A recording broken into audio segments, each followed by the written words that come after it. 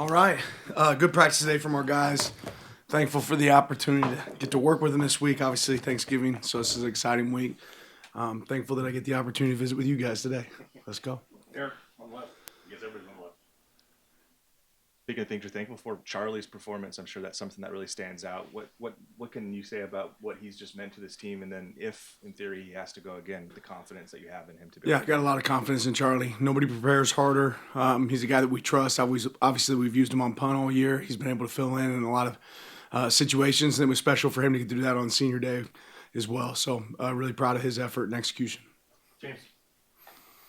Following on Charlie, then just go back to a year ago where if he wanted to, he certainly would have had options and opportunities. Yeah. To have him stay and have these moments, what that means on a human level, where again he could have gone, but what this place means to him and what he means here.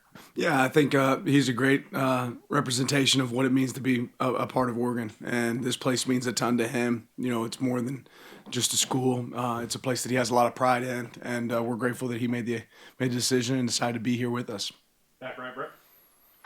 No, obviously, final game of the regular season, Thanksgiving week. You kind of spoke about what you're already thankful for. I'm just wondering, what are you most thankful for this season, and obviously this Oregon group, and what you've been able to appreciate the most about them as this regular season comes to a close this weekend? Yeah, just thankful for the opportunity to coach these guys, to represent the school. It's an unbelievable opportunity that we all have. And, you know, if you can't find an opportunity to be thankful for being at this place with the people that we get to work with, it's pretty special.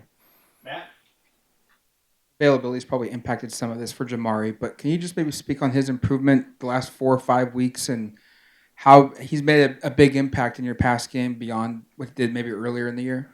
Yeah, Jamar's an impact player. He's an impact player for us. He really has been all season. We've certainly been able to showcase that more the last few weeks. Makes it tough to defend us. James. On the second touchdown to Kenyon last week, how many reps would you say that offensive line combination got at any point in practice with as much changing of personnel that you do throw in there in fall camp, Dan, but like did that combination ever actually take a rep together? Yeah, they certainly probably did last week, but not many, right? Not many. And we try to create a lot of variety in practice for moments like that. Those guys were prepared for that moment, but they certainly have had some reps throughout the season looking like that, and those are the reasons you prepare for those moments. Eric. I think Damon has like 400 yards scrambling alone this year. What's the challenge there, and then what are some of the keys to kind of trying to limit that?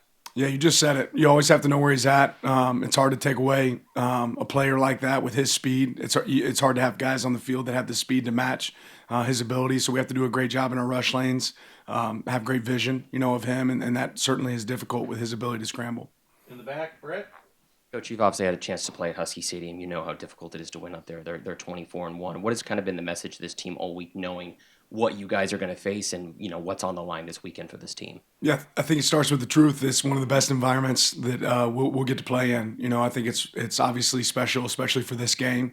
There'll be a lot of chaos, within this game, but it's kind of like walking into the middle of a storm. There's calm within that chaos right in the middle of it. So we have to go attack it, be ready for that moment. These guys are excited about that opportunity. We like playing in hostile environments. This will certainly be one this weekend. James.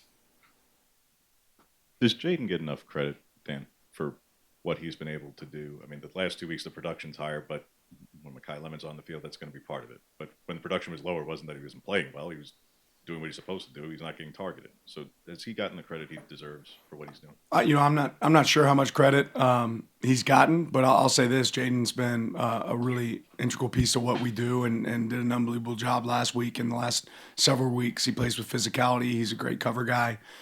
He makes things tick for us. So certainly we're grateful that he's on our team. He's done an unbelievable job. Matt.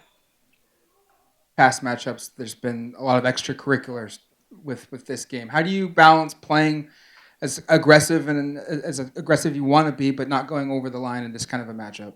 Yeah, I hope we learned some lessons from this past week. That was an intense matchup as well, and hopefully that prepared us for some of the moments that'll show up in this game. You're counting on your guys to play with great discipline and execution, and not let the emotion overtake what's important in the moment. Eric.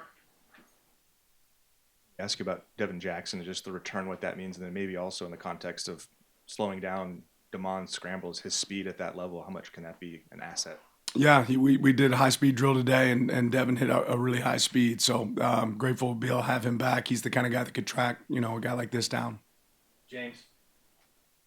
Even entering the season, how much of it was an emphasis to improve the rushing attack offensively, Dan? And then when it's been a necessity, how impressive you've been that you guys are still doing what you're doing even when teams know it's coming?